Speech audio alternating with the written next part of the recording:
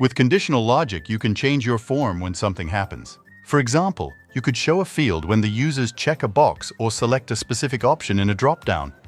To configure a condition, go to the Condition tab. Here you will see all the available options that the selected field has. Each field has different conditions. For example, a text box has conditions to hide it, make it required, or show a custom error message. But the drop-down has additional conditions to change its options price. After you select the type of condition, you need to configure when you want to trigger it. For this example, I'm just going to do something simple and hide it when the user selects the first option in my drop-down. But you could do more complex stuff like using multiple criteria or even using formulas.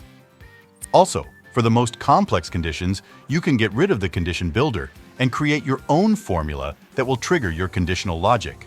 That's all you need to know to start creating more dynamic and easy-to-fill forms. If you have questions, please let me know in the comments section. Also, don't forget to like and subscribe to be notified when a new tutorial is available.